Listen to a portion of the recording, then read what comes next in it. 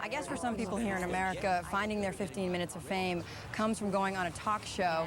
I went on the talk show believing that I was going to heaven to get help.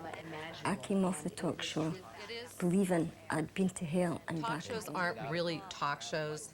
They really are more like a gladiator show. It's more like an arena, and it's like the Christians and the lions. I believe it saved my sanity. And if not for the shows, I would be dead.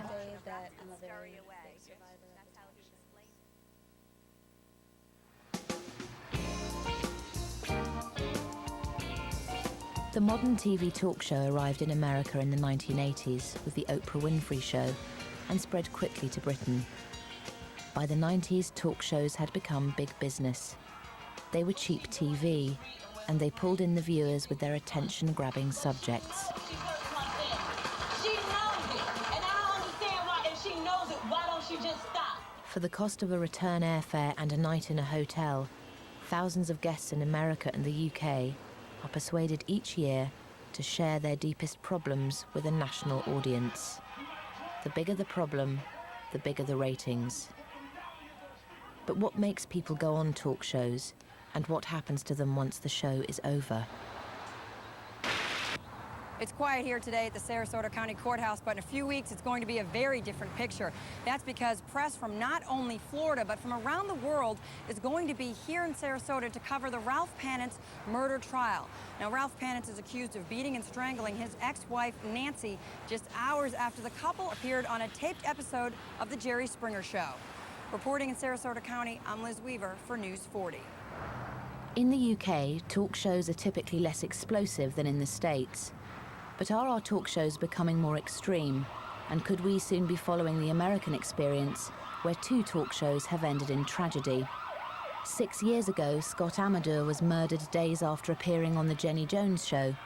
And then in July 2000, Ralph Panitz murdered his ex-wife after they appeared together on Jerry Springer. The talk shows were once again under scrutiny. Do you think the show, what goes on the show, could in any way influence what happened? No, you guys make a business out of covering murders.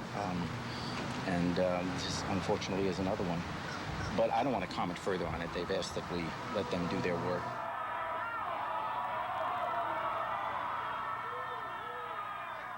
When it comes to talk show producers, their goal is to deliver great television and to please the bosses and the studio executives.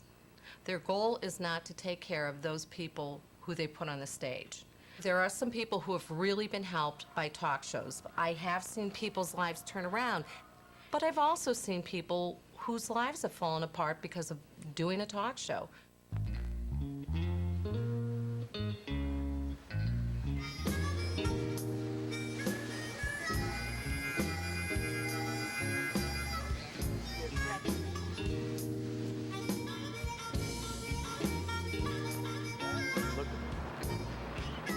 Miami-based clinical therapist Jamie Huysman has made a career from offering help to talk show guests in need of treatment. I wanted to change TV. I wanted to make it a socially responsible sort of genre. I believe in talk. I actually have nothing against talk. I just believe that you have to help the people who are helping your show. What you saw in talk shows was a massive amount of problems, a myriad of sexual abuse, alcoholism, incest, you name it. But you saw no solutions to this. 11 years ago, Jamie Huysman began the idea of aftercare to help guests after they've appeared on a talk show. His first client was Laura Jansen.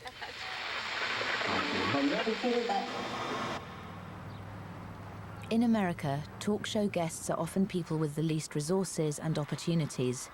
Some of them are using the talk shows as a cry for help. Laura was in a desperate situation when she was persuaded that going on a talk show could provide a way out. Laura's parents were separated, and she had begun living with her father when she got a call from the Geraldo talk show. Laura was a sexually abused girl who went up to see father at about the age of 20 or 21. And she told me that when she got there, Dad was with another woman, but Dad also was making amorous overtures to her consistently.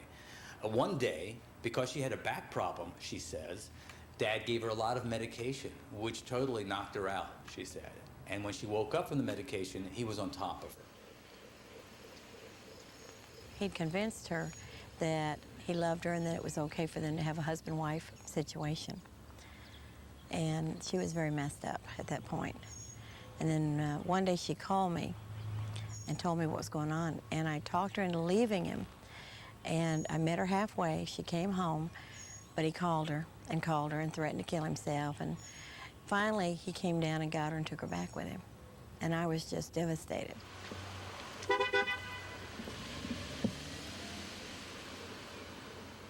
The way the Laura story came about was I was working late at night in the office. Her sister called in, and she just started talking about her situation with her sister and their father. So immediately I stopped what I was doing. I got out my notepad. I started writing all of the particulars about her story, which was pretty unbelievable. She was telling me about this very dangerous relationship between her twin sister and her father, and she was very, very concerned about her sister's well-being.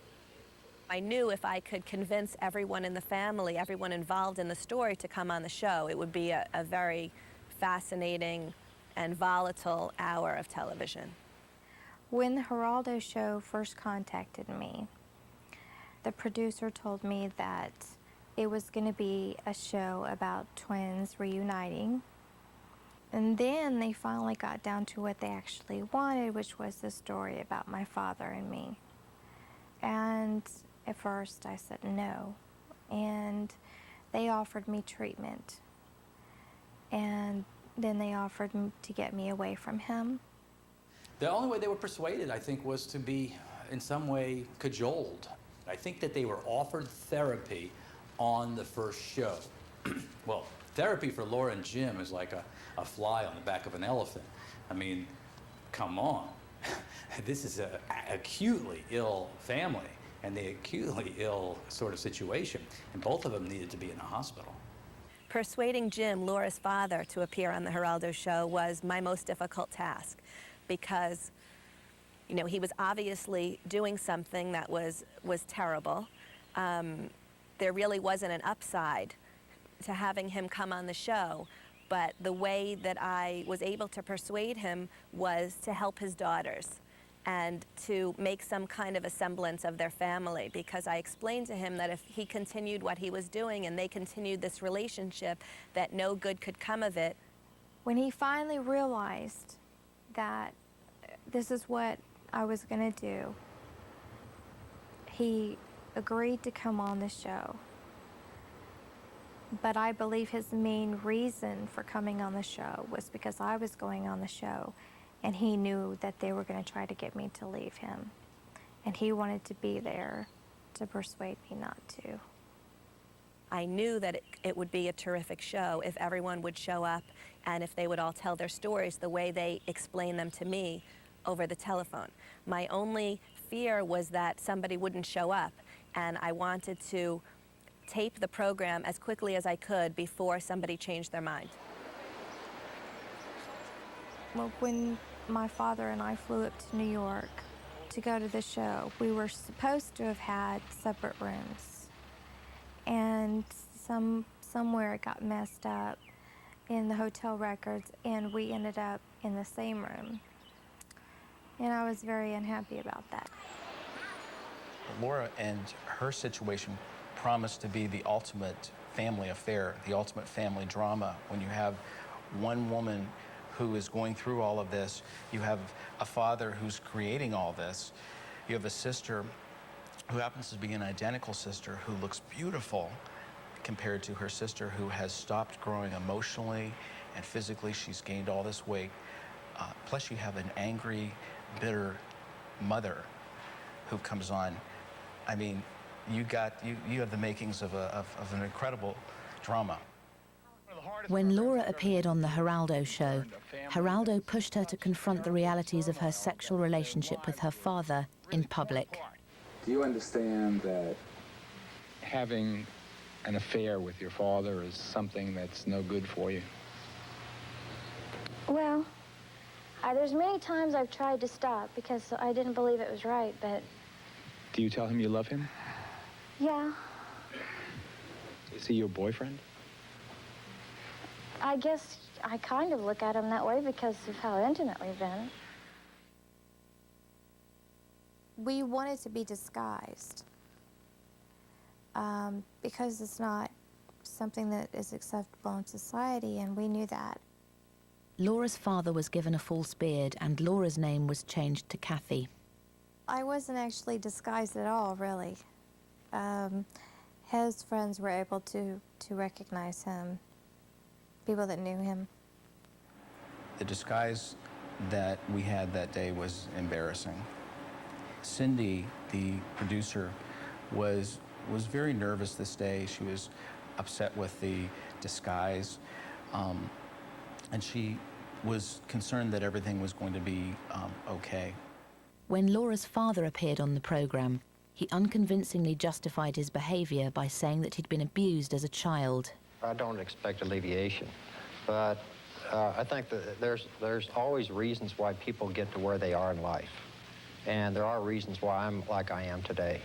What is that? Well, as a boy, I was molested. I know my father, and that was a total, and I mean complete act to get sympathy.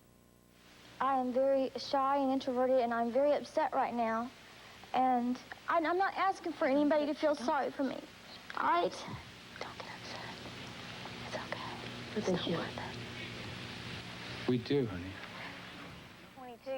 As the show progresses, Geraldo moves from talk show host to emotional comforter to Laura.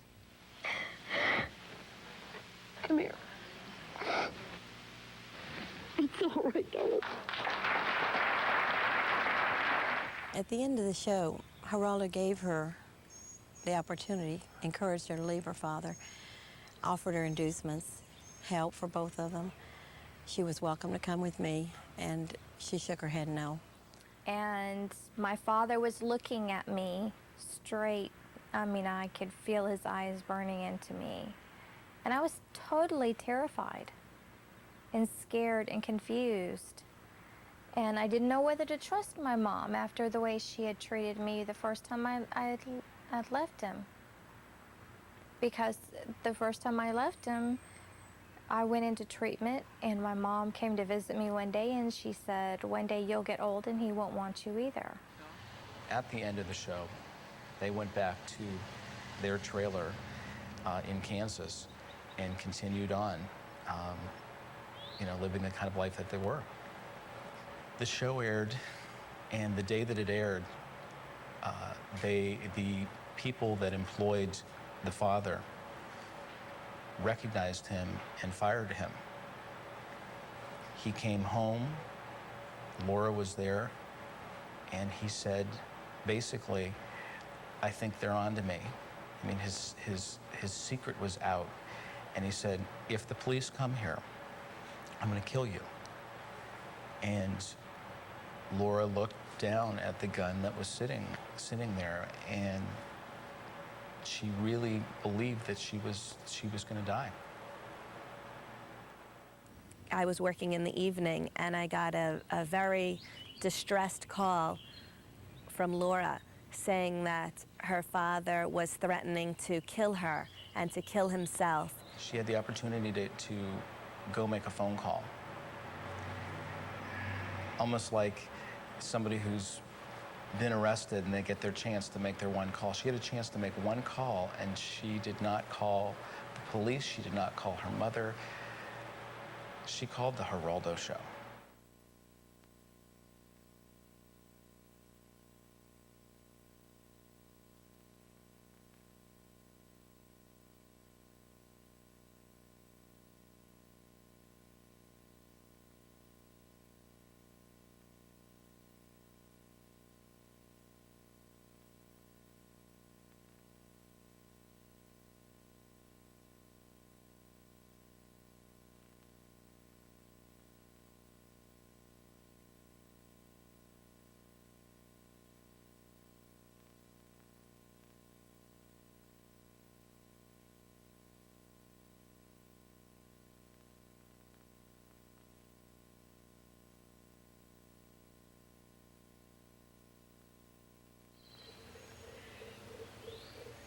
Laura's father had a gun to his daughter's head. It was a terrifying moment for all concerned. I felt completely responsible. Here I convinced this girl and her family to come on the show. I convinced them that it would be in their best interest to come on the show. And here, it might turn out to be a murder situation, which I could never have lived with. Cindy came into my office and she was crying. And she said, "We've got to do something. Something terrible has happened." And she told me the story. And I thought to myself, we've got to find the right person to do that. And that right person was Jamie. I got a call from the New York producers, all three of them, on a conference call. And there was total fear, desperation in their voices. When Laura called me and told me what was going on, how her father had a shotgun and he was threatening her, never in my wildest dreams did I expect the story would turn out this way. They asked me if I knew how to do an intervention with a man who had a gun on his daughter and a gun on himself next. And I said to them exactly this: it doesn't matter whether I know how to do it or not. I'm the only one you got. So let's do it. So we called over to Kansas. So I took Jim back to when he was sexually abused as a child on the phone. And I had him keep looking at his daughter, Laura, the whole time. And somehow or another, he connected. We got him to put the gun down. And Jamie Huysman calmed us both down, talked us into going to treatment the next day. And I still am not sure how he did it. He was very good. We both flew to the Manors originally in Florida, and my father was there for observation. I was there to stay for treatment. They sent him to a treatment facility, I believe was in Texas. Last I talked with Jamie, he said that my dad had a personality disorder and that he would probably never change. I, on the other hand, wanted treatment desperately. I wanted to be normal again. I wanted to be like everybody else. There was a real relief when we found out that the two of them were going to be in treatment centers. And everybody then, at that point, embraced the idea of aftercare. And suddenly the light bulb went off that not only are we getting help, but we're getting more shows out of this. 2 years after her first appearance on the Geraldo show, Laura got married and Geraldo came to the wedding. She went back on the program to share her news. The audience was greeted by a transformed Laura.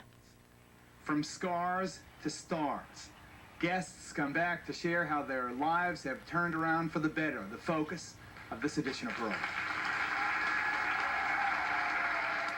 When Geraldo said, "From scars to stars," he pointed at me when he said stars.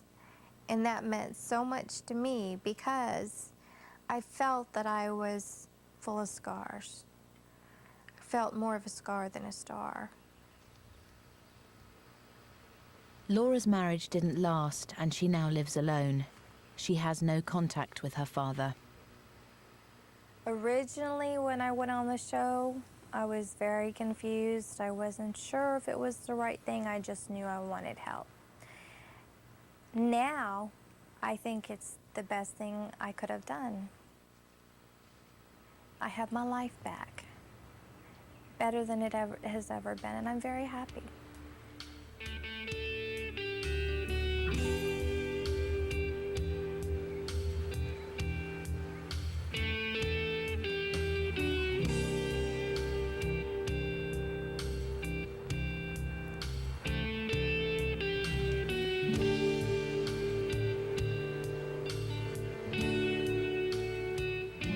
After working with Laura, Jamie teamed up with producer Dan Weaver and Aftercare took off. They began providing talk show guests with free therapy and treatment after they'd appeared on a program. We go to a hospital and we literally describe a talk show program that's coming up on incest. And if they have a strong incest program or women's empowerment program, we ask them for a free bed. Now that's equivalent to $40,000 or $50,000 of treatment. Given that moment, if they would love to get their treatment center all over the country and have Geraldo or Lisa or Montel say a good thing about them, they'll give us the bed, scholarship, gratis, for free. And then we'll bring it to the show, and when we offer treatment, we'll then put their name and number up. Aftercare is your answer.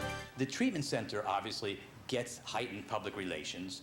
The talk show host actually looks like a good person. I mean, a good guy, which is very important so people don't have to take a shower after they watch. And most importantly, the guest gets well.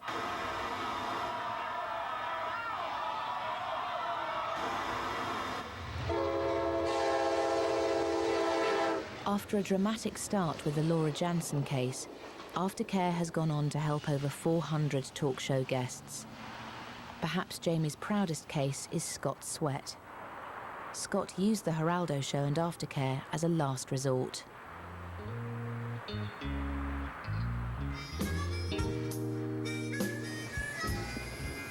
Scott weighed 58 stone and he was desperate. He was living in a small town in Georgia when he saw an obese man receiving help on the Geraldo show. Scott had tried everything but could not afford to pay for treatment. He decided that writing to the talk shows could be his only chance for help. I had called several hospitals on my own, and I couldn't get help because I wasn't bedridden. I wasn't sick enough, even though I was at 800 pounds. I couldn't get help.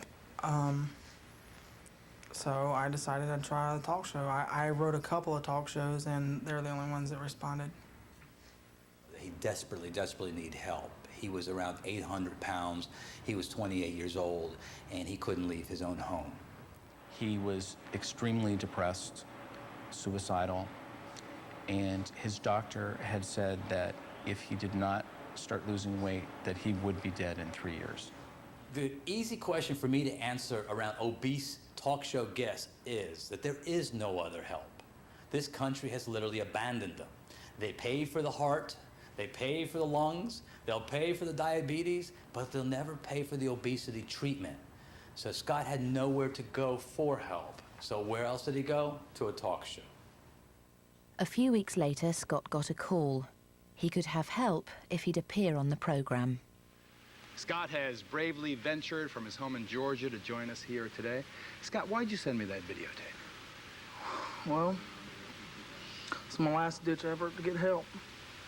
And I figured if anybody would help me, you would. Do have people been cruel to you? Oh, yeah, very. Like, what do they say? You fat slob. You know, people that don't even know. Scott's candid honesty with Geraldo made compelling viewing. It was more embarrassing and shameful for me to go through the airport and deal with that situation and having to have 3 seats on the airplane than it was to sit in front of an audience and TV cameras. I enjoyed it. It didn't faze me one bit. It didn't bother me. I got a call from Jamie that I was going into this hospital, and that was the last stage of the show, basically, getting me help and getting me in somewhere. And I left 2 days later at 6:30 in the morning. Jamie placed Scott in 2 different treatment centres. In the second centre, he met and fell in love with Jenny, an anorexic who weighed just 5 stone. She came walking in wearing some baggy flannel pants, a sweatshirt. Her hair was wet. She just got out of the shower, and she had on her glasses. And I abruptly stopped what I was doing, and I was like, hubba. She just blew me away.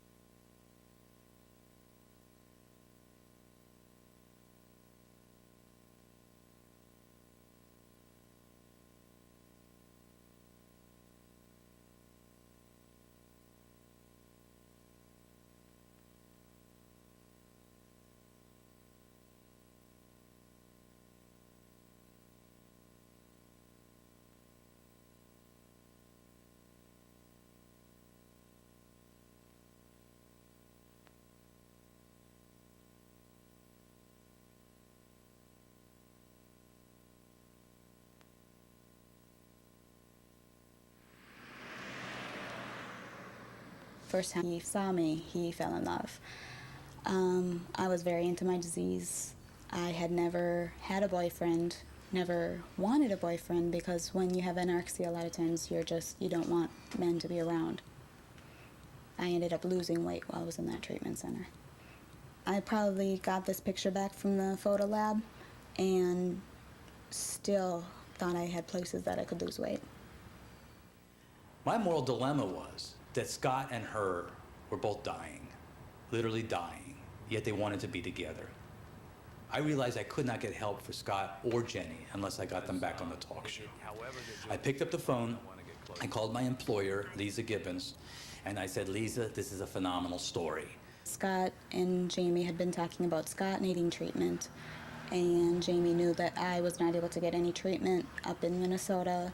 My insurance would cover nothing out of the state of Minnesota, and the only thing in Minnesota is either the state hospital or hospitals, which I had been in and out of, and they did nothing for me.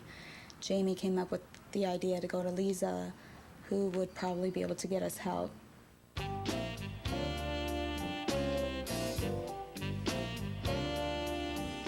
I'm worried and a little bit scared that this girl's headed straight for the funny farm. I've asked her time and time again, girl, don't go for every little thing that you see. She told me that I needed therapy. She thinks something's wrong with me. Now she's got a TV in the kitchen, one in the bedroom and living room too. She'll run from one room to the other, watching Oprah, Geraldo, and Phil Donahue. I did a show called The Lisa Show. My name is Lisa Gibbons, and I sort of stumbled into talk after doing entertainment journalism for many years. And our show was on almost 7 years. And in the course of that time, we've covered every kind of real-life human drama imaginable, and it was truly the best time of my life. My producers had to really talk me into doing the Scott and Jenny show. They pitched it to me and I said, no, we are not doing this. I'm not going to put these people up on stage and make a visual spectacle of them. I'm not going to have them uncomfortable and have the audience like that. I'm not doing it. The more they told me what was possible when I met them, when I met their families, when I heard their stories and saw not only is it for real, but how healing could this be for so many people, not to mention Scott and Jenny themselves.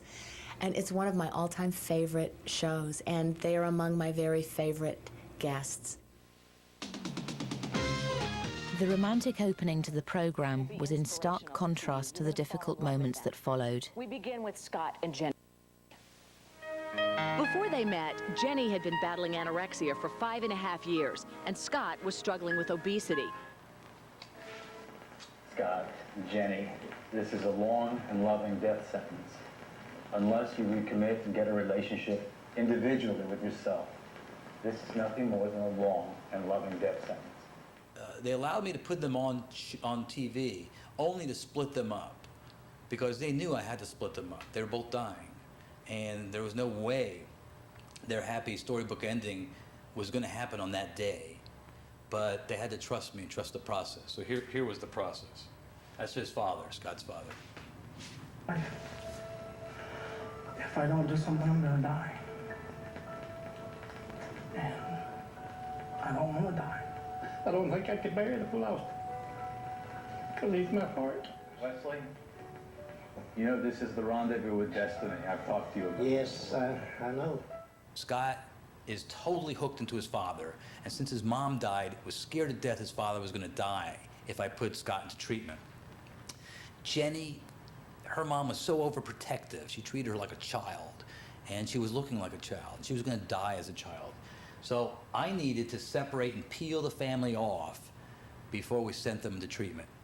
It was very difficult. I am not a very open person. I come from a very, very small town, so to know that I was going on a show that initially I would be in front of just a audience, but still an audience of about 100, and then being shown to America, it was very hard to go on a talk show and pretty much tell my whole private history and tell my story to millions of people. Jamie felt that Scott and Jenny had to be away from the distractions of their families and from each other to have any chance of recovery. I kept them separated. I case managed both of them, and I would not clinically allow them together until there was such progress that I knew that one could not kill or pull the other one down. To have to do this, to have to take these two people and put them on stage for the world to see, just to get them the help, to save their lives, to me, is such an indication of where mental health is in this country that it's scary. They're now together. They are really a cute couple. He's lost almost, since I met him, almost 500 pounds. Scott is now less than half the weight he was when he first appeared on a talk show, and Jenny has gone from 5 to nearly 8 stone.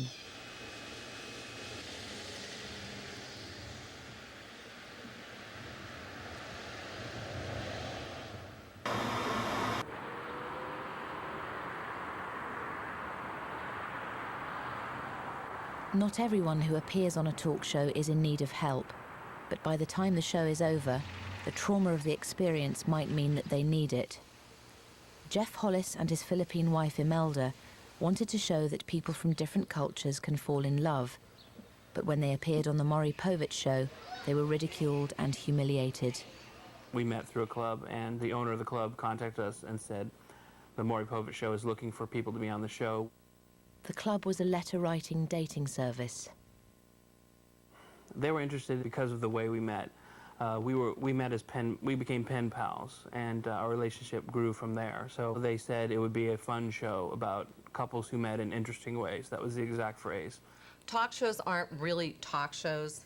They really are more like a gladiator show. It's more like an arena, and it's like the Christians and the Lions, and it's like, let's see who's going to win out on this. What happened is they sent us the plane tickets, and we flew to New Jersey, and then they gave us a limousine into New York and put us up at a very nice hotel. And the higher the energy and the higher the tension, the better the show is. That's how everybody looks at it. To have a thoughtful conversation or to see people who have struggled through something and have come out the other side, that's not what the studios want, and they believe that's not what the audience wants. The other guests began coming on stage and telling their story. And the first one was a 64-year-old married to a 14-year-old. And so I thought, that's weird, and the interview was not fun like they said it would be. And then they had swingers. And so I could see that the show was going in a completely different direction than what they described, and I felt kind of a sense of anxiety building up as we sat backstage. I really wanted to leave, but we were in New York and they haven't given us our plane ticket home yet. But the thing is, they played a little segment before our segment in which they referred to my wife as a mail-order bride.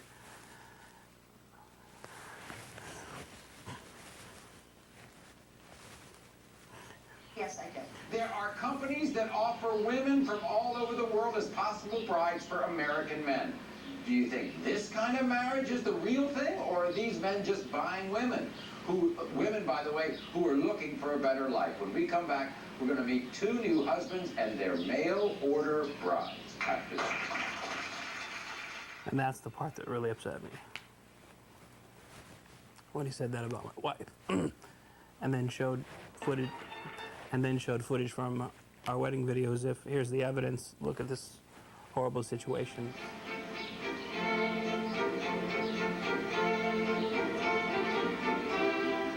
Why did you have to go all the way there to find a wife?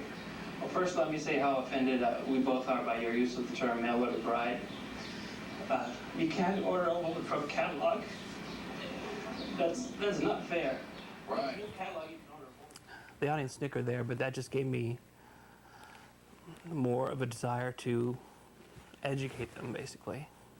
And when we didn't answer the first question like he wanted, he had to kind of gather himself and figure out what to do next. And here he goes on the attack. Where did you find Imelda? I had about 100 women write to me. I didn't respond to any of them until I received her letter. The look on Maury's face there is, oh, I didn't make a point there either. This is not going well for me. Do you treat her as a woman, or do you treat her as a girl? I treat her with all the respect that I have. I feel that I'm not even worthy of her. It was like stepping through the looking glass and not knowing what to think or what to do. And I'm a pretty polite guy for most of the time, so I didn't go back and start screaming bloody murder with the producers. I just was saying, let's get that plane ticket and get out of here.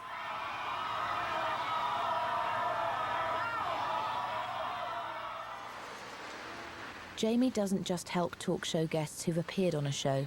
He's also involved in using television to steer people into treatment. He's currently working as an on-screen therapist for a new TV program called Intervention. The idea is that a teenager with serious problems is confronted by their family in a TV studio. Jamie then attempts to persuade the teenager they should go to a treatment center. Intervention is a show for families with a loved one out of control. It could be out of control with alcohol, drugs. It could be a person that is smoking too much. I mean, actually, what an intervention really means is changing a negative behavior through a powerful confrontation with loved ones. I knew Jamie's work on Geraldo and on Lisa Gibbons and had always been a big fan. And I was very good friends with the producer of Geraldo, and I called and said, how do I get in touch with that Jamie guy? And he gave me his phone number, and we called him, and Jamie, you know, it seemed like he was almost stunned when he got the phone call from me. And he's like, really, an intervention show? The program is focusing on a troubled teenager called Ashley. Yeah, Ashley. You would think, of course, she's a demon if you go by the description of everybody. There's a side of her that's quite violent, as we know. She goes after her mom with a hammer. She has beaten up her sister. She's been busted 3 or 4 times. And when you see her, you'll be absolutely amazed because she looks like anybody's child. Because she's going to walk in. The LA producers have arrived in town to prepare for the show. I'm talking to the producer right now of Film Garden Entertainment and of the show Intervention. I think he's apprehensive as to my meeting this morning with the 16-year-old child. They're so scared she's not going to show up, and the entire studio cost and everything will be for nothing. Peter. Hey. Jamie. Jamie has been called in for a rehearsal with the producer and Jackie, the probation officer, before tomorrow's recording. Jamie will get up and come toward her. And this is when you take over. And then you work your magic, and you bring her over to your seat. Hi, Ashley. Jackie has brought you here to talk. And you know it's high time for us to talk. And then, Jackie, you come, and this is your seat right here. Who knows what's going to happen? It's raining, the hidden cameras aren't working, having a lighting grid issue. But you know what? If we weren't having chaos, it wouldn't be a television show now, would it? Ashley's going to show, and hopefully Ashley will get treatment.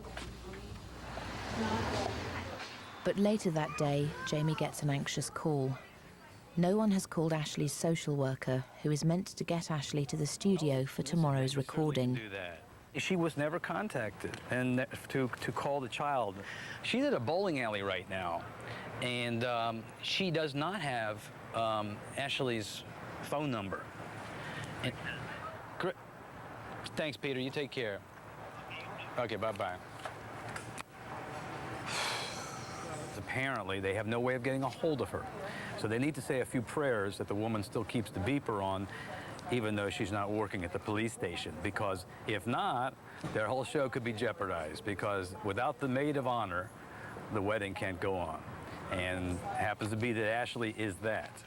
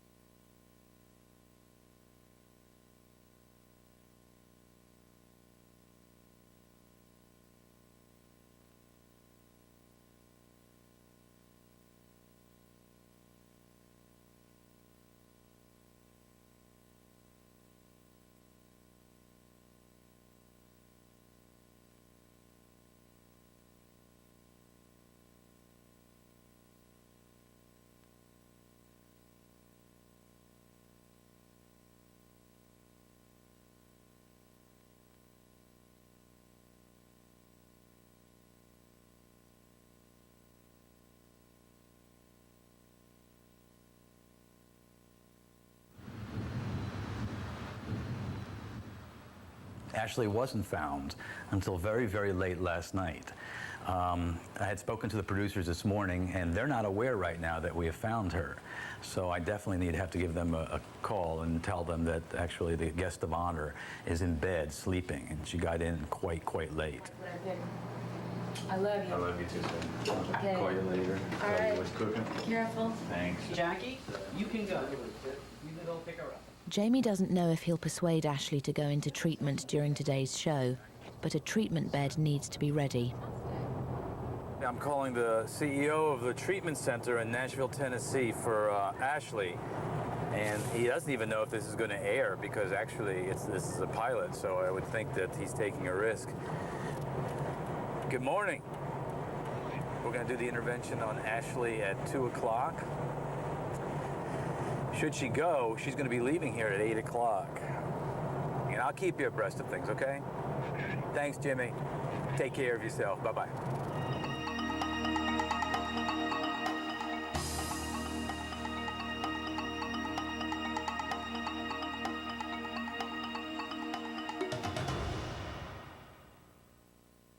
You threatened suicide. You went after your mom with a hammer. You were sexually assaulted, don't remember it. You had been drugged by these boys, and you were sexually assaulted. I know what you're going through.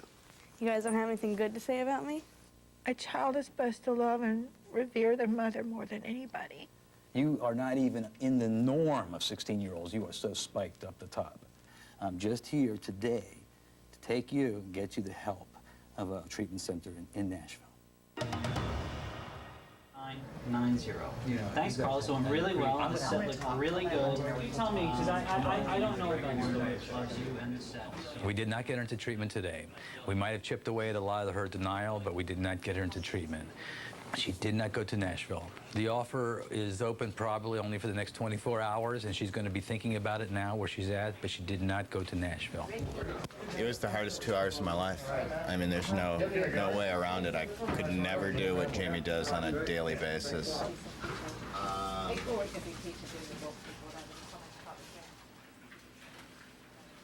2 days later, Ashley's father, reluctant to lose the chance of free therapy, hired a private company to handcuff Ashley and escort her to the treatment center. I'm not really entirely for what Dad is doing. I don't believe it's the most prudent course. They actually wake the child up at 4 or 5 in the morning with the element of surprise. They then pack the child's bags, and to make sure there's no weapons in the room, they actually cuff the child in front, and they put the child in the car. This isn't my call, not at all. I don't have to live there, I don't have to sleep there, and I don't have to be there. Ashley was sent into treatment for 3 months.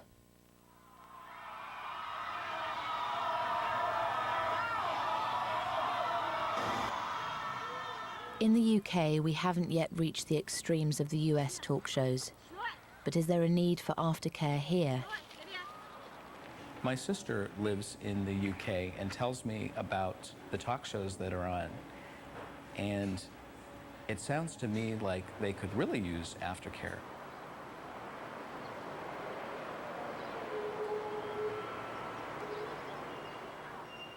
Elsie Patterson lives in Edinburgh and has suffered from an eating disorder for the last 10 years.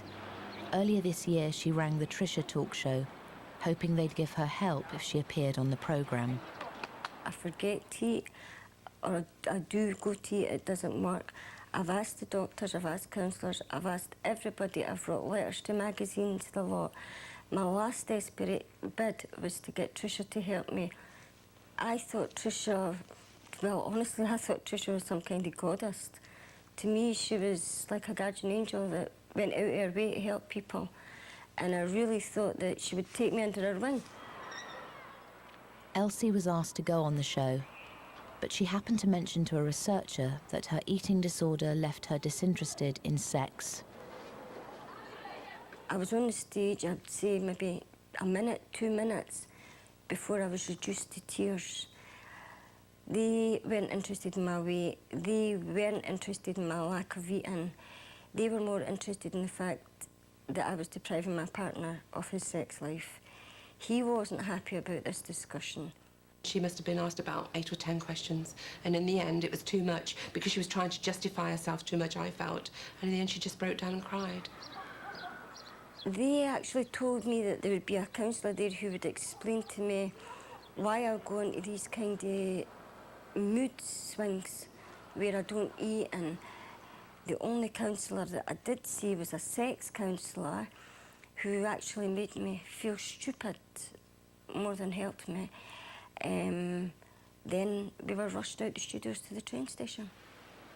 It was the next morning before the Trisha show got back in touch with me. I told them then that I wasn't happy with the recording, that I didn't want it to go in there, and if they did, I would go to the papers. After Elsie's complaints, her appearance was never shown. 2 months later, Right to Reply took up her story. Accusations of foul play. 2 women say they were misled by the Trisha show. Right to Reply has received complaints from 2 women who claim an ITV talk show left them feeling battered and bruised. I trusted the show. It was my last sort of reach, my last step to get the help. And I feel like I've just been slapped in the face. After the show, I didn't think I really felt anything. I was numb. I just wanted to get home to my kids. I mean, if they'd said to me after the show, will you do it again? I would have said no, never.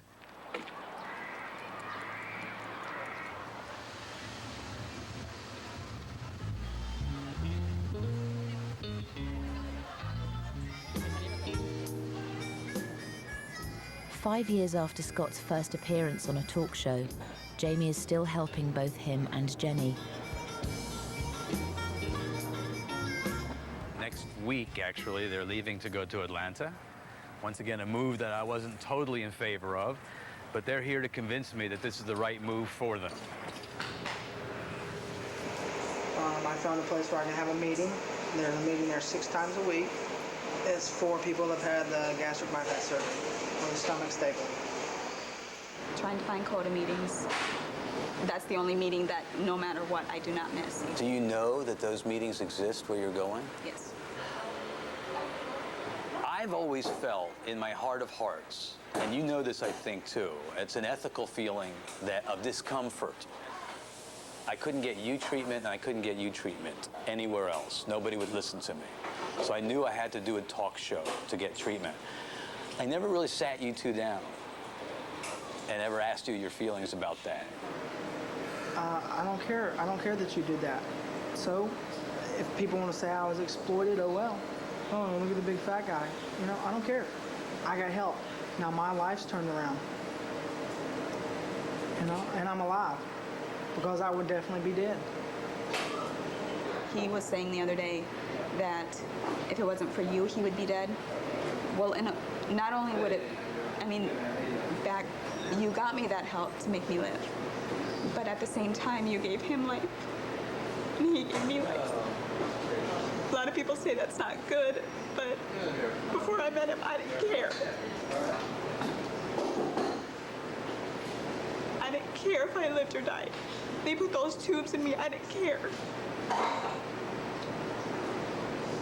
And it was the first treatment that I went to that I didn't have a tube in me, that I felt like I had choices.